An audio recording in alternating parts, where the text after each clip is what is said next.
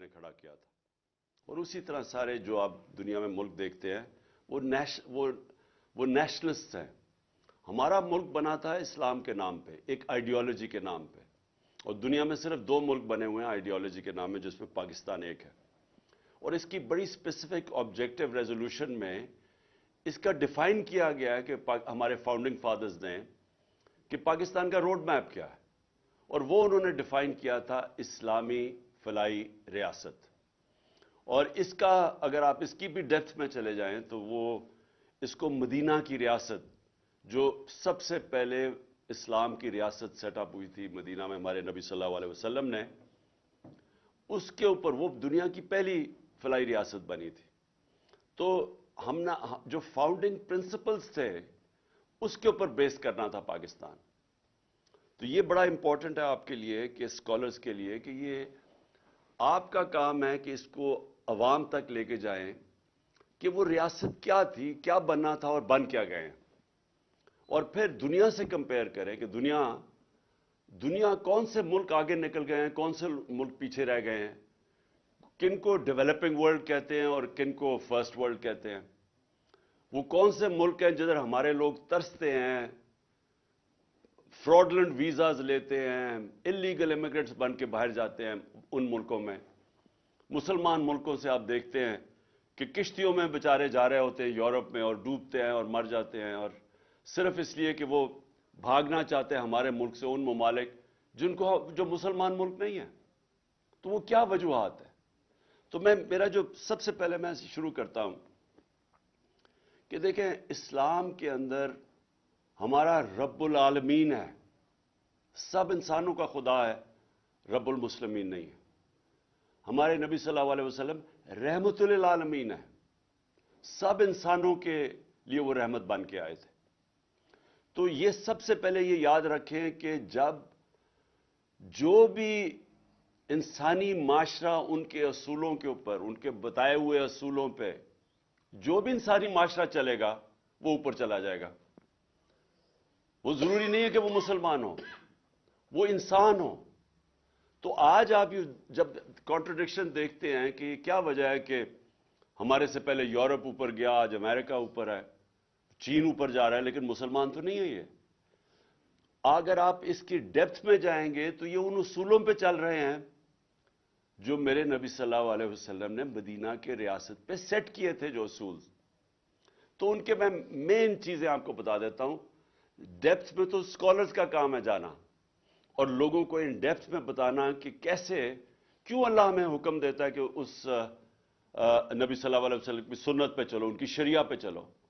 تو وہ تو ہماری بہتری کے لیے اللہ کہتا ہے نا, قرآن تو ہمارے لیے گائیڈنس ہے. تو جب اللہ ہمیں حکم دیتا ہے تو وہ کسی وجہ سے دیتا ہے, کیونکہ وہ جو انہوں نے اسٹیٹ سیٹ اپ کی تھی وہ اس اسٹیٹ کے اندر دنیا کے تاریخ کا سب سے بڑا انقلاب آیا تھا. کبھی بھی اتنی تھوڑے وقت کے اندر اتنا بڑا دنیا کی تاریخ میں تبدیلی نہیں آئی. اور ایک لوگ یہ کہتے ہیں جی کہ منگولین نے بھی, چنگیز خان کے منگولین نے, انہوں نے بھی تقریباً آدھی دنیا پہ قبضہ کر لیا تھا. لیکن جب چنگیز خان کی اور منگولین فوجوں نے قبضہ کیا تو خون کے دریا بہے تھے. یہاں جو چینج آئی ہے, اگر آپ مدینہ کی ریاست کو سٹڈی کریں تو جب نبی صلی اللہ علیہ وسلم 622 پہ پہنچے تھے مدینہ ہجرت کر کے, اور 632 اس دنیا سے پردہ کر گئے تھے, وہ 10 سالوں کے اندر ایک وہ انقلاب آ چکا تھا. اس میں سارا جو عرب تھا وہ ان کے شروع ہوئے تھے 313 پہ, اور سارا عرب ان کے نیچے آ گیا تھا. اور ٹوٹل جو لوگ جن کی جانیں دونوں طرف جنگوں میں گئی تھی وہ 1200-1300 تھے. تو اس اصل میں وہ فکری انقلاب آیا تھا. انہوں نے ذہن چینج کر دیے اور وہ لوگوں کو تبدیل کر دیا. وہ لوگ جن کی کوئی حیثیت نہیں تھی, 2 سپر پاورز تھی, پرشین اور رومن بیزنٹائن ایمپائر دونوں طرف, انہوں نے ان دونوں ایمپائرز ان کے سامنے کولیپس کر گئے.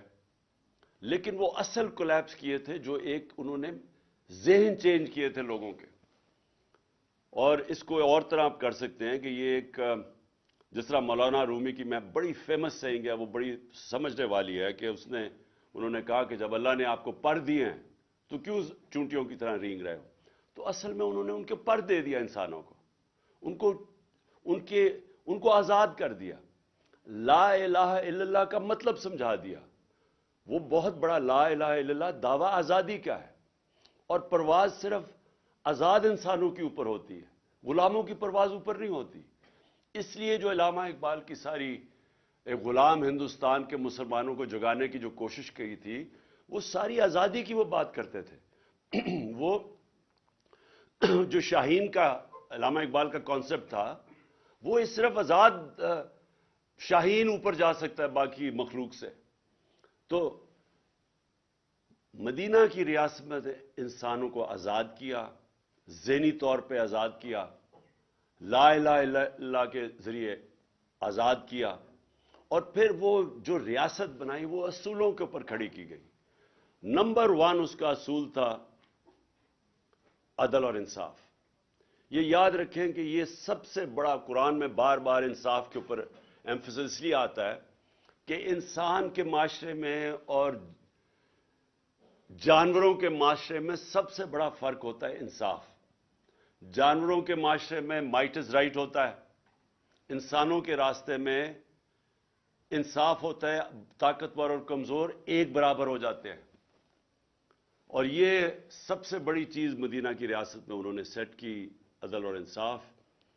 حضرت ابو بکر جب خلیفہ بنے، ان کا پہلا مشن سٹیٹمنٹ تھی کہ میں طاقتور اور کمزور کو ایک برابر کروں گا قانون کے سامنے۔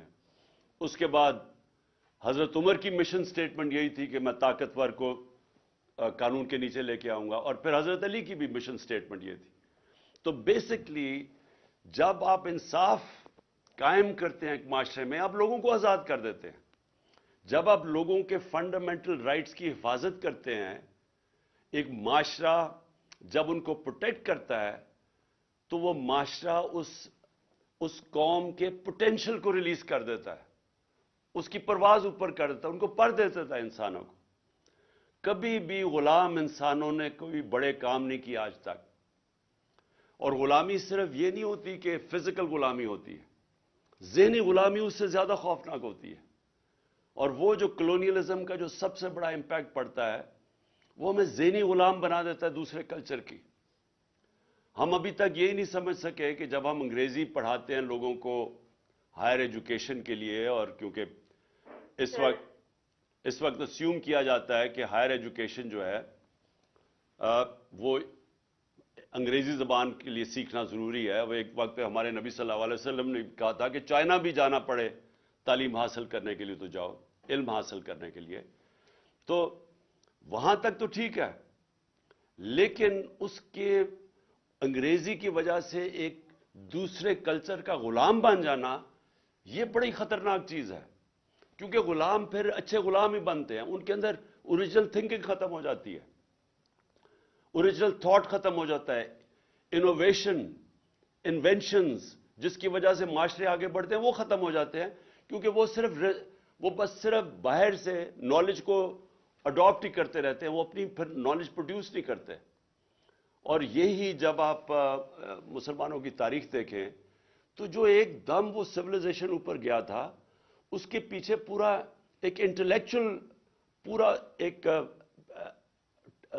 تھنک ٹینکس بنے تھے، جو بغداد کے اندر بیت الحکمہ قائم کیا تھا ہارون الرشید نے اور مامون الرشید نے۔ وہ جو ساری دنیا سے انہوں نے کتابوں کی ٹرانسلیشنز کی تھی وہاں، اس میں بڑے بڑے اسکالرز نکلے تھے۔ مسلمانوں نے دنیا کے اندر سائنس میں لیڈ کیا تھا، ٹاپ اسکالرز مسلمان تھے۔ اس کی وجہ تھی کہ ان کی باقاعدہ ایک علم سیکھنے کو انہوں نے ایک سیکرڈ ڈیوٹی بنا دیا کہ آپ اگر عبادت کا درجہ دے دیا تعلیم کی حاصل کرنے کا۔ اور پھر اوریجنل تھنکنگ آئی جب انہوں نے ٹرانسلیٹ ایرسٹوٹل کے اور گریک اسکالرز کی، انہوں نے جب کتابیں ٹرانسلیٹ کی عربی میں، اور پھر اپنی اس کے اوپر تبصرے کر کے ان کو اس تھاٹ پروسیس کو آگے لے کے گئے۔ تو اس وقت ہمارا مسئلہ یہ ہے، اور یہ مسلمان دنیا کا، کہ کلونیلزم کی وجہ سے ابھی تک ہم اس ذہنی غلامی سے نہیں نکل سکے. ہم ابھی تک جو انگریزی بہتر بول لیتا ہے اس کو ہم ایک بڑا سٹیٹس دے دیتے ہیں معاشرے میں. ہم یہ ریئلائز نہیں کرتے کہ یہ تو صرف مینس ٹو این اینڈ ہونا چاہیے. یہ تو صرف ایک یہ طریقہ ہونا چاہیے باہر کی نالج ایکوائر کر کے اور پھر اپنا تھاٹ پروسیس ڈیولپ کرنے کا. اور اسی لیے ابھی تک ہم کہ کیا ہونا چاہیے تھا پاکستان کو, ہم یہی نہیں سمجھ سکے کہ اس کی بڑی ایک عظیم خواب تھا, مشن سٹیٹمنٹ تھی, اسلامی فلاحی ریاست, بیسکلی مدینہ کی ریاست کے اصولوں پہ کھڑا ہونا. تو آج آپ یہ دیکھ لیں کہ جو نمبر 1 پرنسپل تھا عدل اور انصاف, جس کو آپ اس کو انگریزی میں رول آف لا کہتے ہیں, آج آپ دیکھ لیں کہ مسلمان دنیا کے کیا حالات ہیں رول آف لا کے انڈیکس میں, اور آپ دوسری طرف دیکھ لیں کہ مغربی ریاستیں جو مسلمان نہیں ہیں ان کے رول آف لا کے انڈیکس میں وہ کدھر ہیں. ایک رول آف لا انڈیکس ہے جس میں ٹاپ پہ سوئٹزرلینڈ ہے 99.9%, اور سب سے کم ہے نائجیریا 7% پہ. نائجیریا تیل کے ذخیرے پہ بیٹھا ہوا ہے, غربت کی انتہا ہے وہاں نائجیریا میں. سوئٹزرلینڈ میں کوئی ریسورسز ہی نہیں ہیں, لیکن کیونکہ وہاں رول آف لا اور انصاف ہے وہ سب سے خوشحال ملک ہے. یورپین ویسٹرن ملک سب 80 to 90% ہے رول آف لا میں اور خوشحال ہے. اور مسلمان دنیا شاید ہی کوئی مسلمان ملک 20% سے اوپر ہے. اور پاکستان کا حال آپ کے سامنے ہے. یہ جو اب سب کچھ ہو رہا ہے پاکستان میں, یہ جو تماشے ہو رہے ہیں, لوگوں کو پکڑ پکڑ جیلوں میں ڈالنا, کوئی فنڈامنٹل رائٹس کی کوئی حفاظت نہیں کر سکتا, طاقتور جو مرضی کر لے پاکستان میں, وہ چوری کر کے این آر او لے لیں. قبضہ گروپ پھر رہے ہیں پاکستان میں. قبضہ گروپ کون ہوتا ہے؟ جو طاقتور کمزور کی زمین پہ قبضہ کرتا ہے. تو یہاں تو کمزور کی حفاظت کرنے کے لیے معاشرے کے اندر جو ہونا چاہیے تھا, پروٹیکٹ کرنا چاہیے تھا عوام کے اور لوگوں کے رائٹس کو, وہ ہے ہی نہیں. کبھی آپ نے سنا یورپ کے اندر کبھی کوئی قبضہ گروپ ہے؟ کبھی سوچا ہے کہ کسی یہ جو پاکستانی, کبھی پوچھے ان سے کبھی کسی کی زمین پہ قبضہ ہوا یا گھر پہ قبضہ ہوا؟ کبھی آپ نے سنا ہے وہاں کے ملک کے طاقتور لوگ جو ملک کی ریسورسز کو چوری کرتے ہیں, جس کو کرپشن کہتے ہیں. کرپشن ہوتا ہے جو آپ قوم کے پیسے کو چوری کرتے ہیں, اور جو چوری ہمارے وہ انڈیویجول اس کو چوری کہتے ہیں, ڈاکہ کہتے ہیں, لیکن کرپشن وہ ہوتی ہے جو قوم کے وسائل کو چوری کرتے ہیں. کبھی آپ نے سنا ہے کسی مغربی ملک کے اندر کہ بڑے بڑے چوروں کو این آر او دیا ہو؟ اور اسی لیے نبی صلی اللہ علیہ وسلم نے 1500 سال پہلے کہا تھا کہ تمہارے سے پہلے بڑی قومیں تباہ ہوئی. جو طاقتور جب چوری کرتا تھا تو اس کو نہیں پکڑتے تھے, کمزوروں کو صرف سزا دیتے تھے. تو یہ آج اب مغرب میں آپ کو نہیں نظر آئے گا. وہ سب سے زیادہ زور ہوتا ہے بڑے چوروں کو پکڑنا. سنگاپور جو آج سب سے بڑا سکسیسفل ماڈل سمجھا جاتا ہے, ہمارے ساتھ سنگاپور کی پر کیپٹا انکم تھی 50 55 60 سال پہلے. ہمارے اور ان کی پر کیپٹا تقریباً ایک ہی برابر تھی, میرا $150-200 ایسے کچھ تھا. آج سنگاپور کی پر کیپٹا $60,000 ہے, اور پاکستان کی پر کیپٹا انکم مجھے بڑے افسوس سے کہنا پڑتا ہے پتہ نہیں 2000 بھی پہنچی ہے یا نہیں, کیونکہ اب جب روپیہ گرتا ہے تو وہ نیچے آ جاتی ہے پر کیپٹا. اور اب 100 روپیہ گرا ہے پچھلے 8-9 مہینے میں, 100 روپیہ ڈالر میں گر چکا ہے. تو سوچے کہ پر کیپٹا اور نیچے آ گئی ڈالر ٹرمز کے اندر. تو سنگاپور کی $60,000 پر کیپٹا ہے. تو سنگاپور نے کرپشن کے اوپر آتے ساتھ ہی ہاتھ ڈالا. کیسے؟ قانون رول آف لا اسٹیبلش کر کے.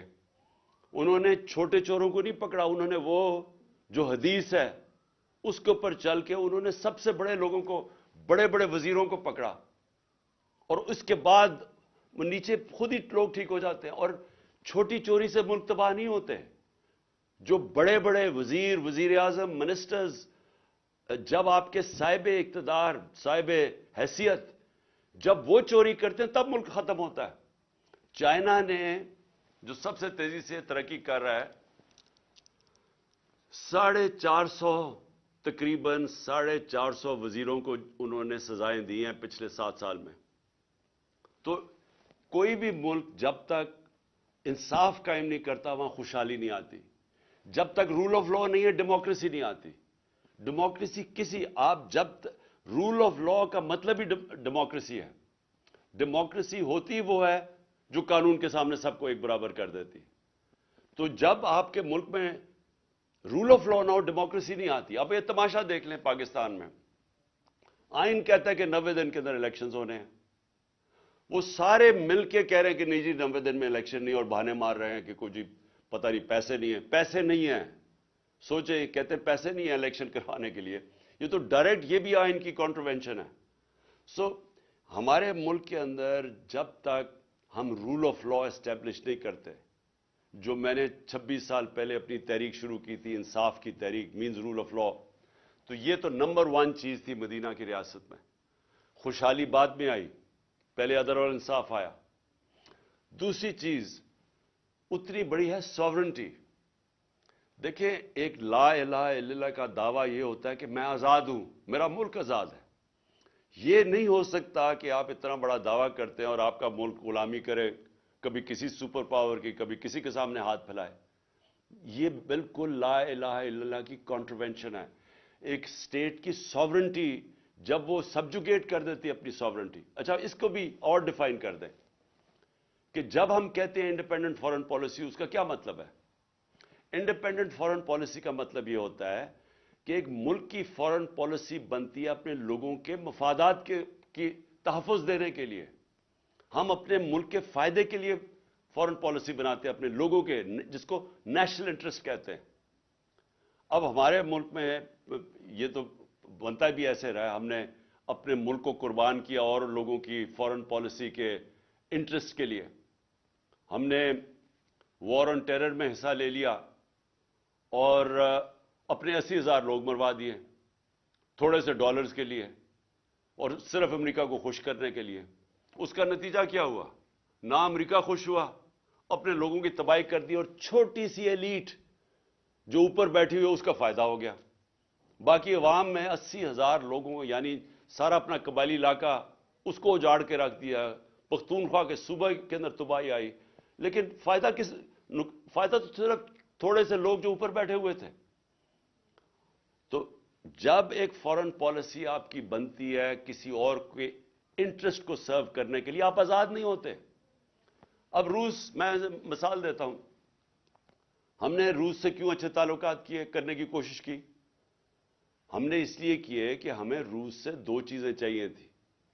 एक, हमें उनसे गंदम चाहिए, उनसे हमारी कोशिश थी उनसे सस्ती गंदम लें, क्योंकि पाकिस्तान को 20 लाख टन कमी थी जब हमारा दौर था गंदम की। अब उससे भी ज्यादा मुझे लगता है गैप है। मुझे नहीं लग रहा कि हमारा इस वक्त जो भी सैलाब आया उसकी वजह से, मैं नहीं समझता कि हमारी वो गंदम की प्रोडक्शन होगी, वो कम हो जाएगी। और फिर एकदम दुनिया में तेल ऊपर चला गया, और जब रूस और यूक्रेन की ये लड़ाई हुई तो उससे और तेल और ऊपर चला गया। तो मैं जब गया, हम तय करके आ गए थे, मैंने सदर पुतिन से तय कर लिया था कि जिस तरह हिंदुस्तान को सस्ता तेल दे रहे हैं, हमें भी वो सस्ता तेल दें। यहां वापस आए तो यहां जनाब हमारा आर्मी चीफ कहता कि नहीं, कंडेम करो रूस को, क्योंकि उन्होंने यूक्रेन में इन्वेड कर दिया। हमने उनको समझा, उसको मैंने बताया कि हिंदुस्तान तो नहीं कंडेम कर रहा, अमेरिका का वो स्ट्रेटेजिक एलाय है, क्वाड का मेंबर है, वो तो नहीं कंडेम कर रहा, तो हमें न्यूट्रल रहना चाहिए जो हिंदुस्तान रह रहा। हमारे आर्मी चीफ ने, आप ये सोचें कि खुद एक, यानी ग्रेड 22 ऑफिसर ने बैठ के, एक सिक्योरिटी का सेमिनार था, उसने खुद कंडेम कर दिया रूस को। हम उनसे सस्ता तेल ले रहे हैं, उसने कंडेम कर दिया, और अमेरिका को खुश करने के लिए। अब इससे नतीजा क्या हुआ?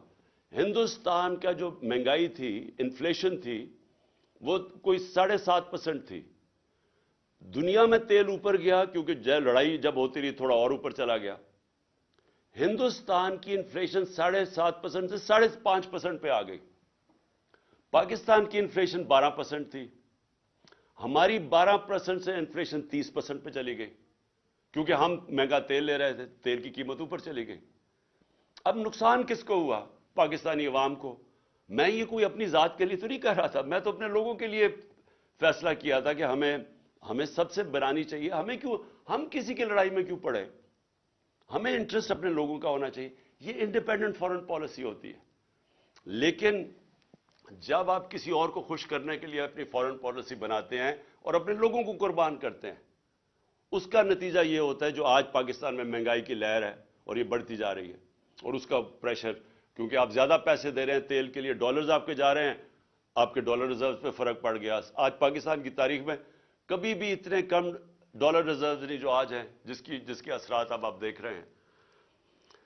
تو تیسری چیز ہے، اسٹیٹ کی ذمہ داری ہے اپنے کمزور طبقے کی حفاظت کرنا، جس کو فلاحی ریاست کہتے ہیں.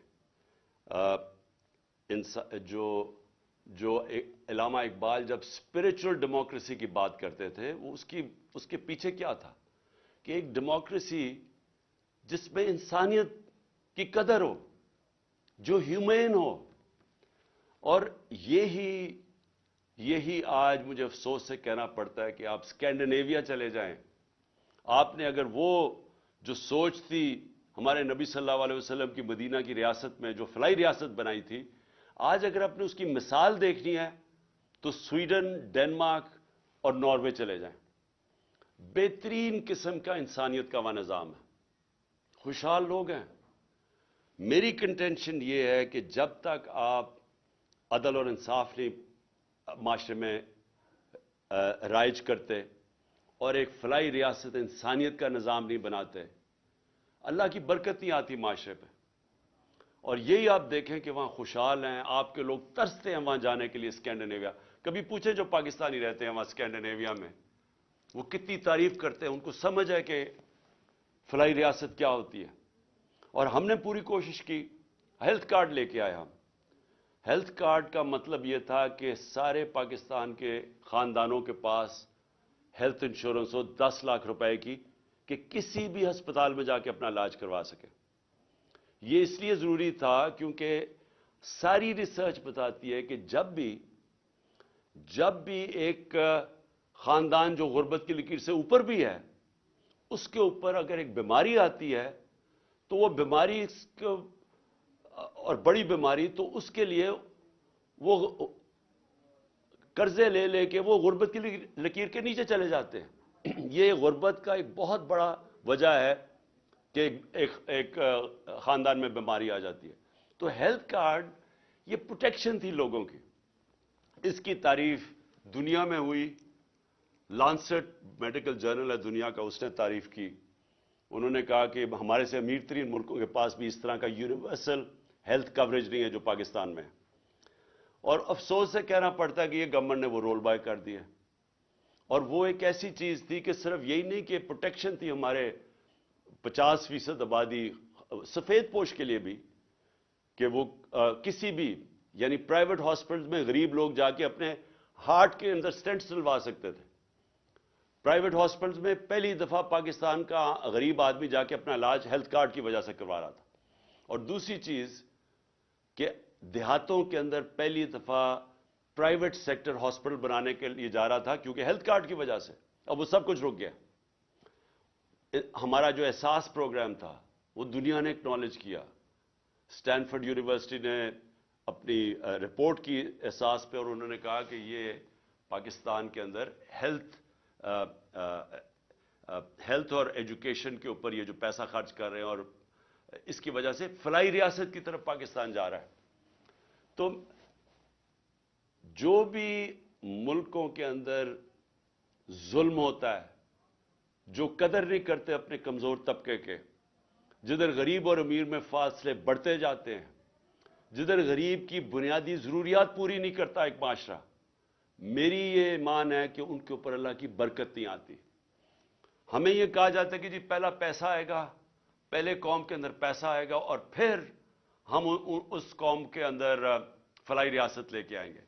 میں یہ سمجھتا ہوں کہ یہ بالکل غلط ہے. پہلے آپ فلاحی ریاست لیتے ہیں، عدل اور انصاف قائم کرتے ہیں، پھر قوم میں خوشحالی آتی ہے، جو کہ مدینہ کی ریاست میں ہوا تھا. شروع میں تو بڑے مشکل حالات تھے مسلمانوں کے، لیکن انہوں نے آتے ساتھ ہی فلاحی ریاست، اور انہوں نے عدل اور انصاف قائم کیا, اس کے بعد خوشحالی آئی. اور یہی ماڈل پاکستان کو فالو کرنا ہے, کیونکہ اب تک ہم انتظار ہی کرتے رہتے ہیں کہ جی پہلے پیسے آئیں گے اور پھر فلاحی ریاست بنے گی, جو نہ پیسے آتے ہیں اور نہ فلاحی ریاست بنی ہے ابھی تک. لیکن اس سے بھی پہلے عدل اور انصاف سب سے امپورٹنٹ ہے, جس کے لیے یہ جو میری ساری حقیقی آزادی کی تحریک ہے, اس کی بنیاد ہی یہ ہے کہ پاکستان میں ہمیں سب کو مل کے ایک انصاف کے نظام, رول آف لا کے لیے لڑنا چاہیے, کہ جب تک سب طاقتور طبقے قانون کے نیچے نہیں آتے, جب تک قانون طاقتور کو انصاف کے کٹہرے میں نہیں کھڑا کرتا, طاقتور مجرموں کو جب تک ان کو این آر او دیتا جائے گا, پاکستان چھوڑیں کسی بھی دنیا کے ملک کا کوئی مستقبل نہیں ہے جدھر طاقتور کے لیے ایک قانون اور کمزور کے لیے دوسرا. میں پھر سے آپ سب کا شکر گزار کرتا ہوں, ابرار آپ کا بھی اور بابر آپ کا بھی, کہ آپ نے مجھے موقع دیا اپنے پاکستان کی انٹلیکچوئل ایلیٹ سے بات چیت کرنے کا. بہت بہت شکریہ.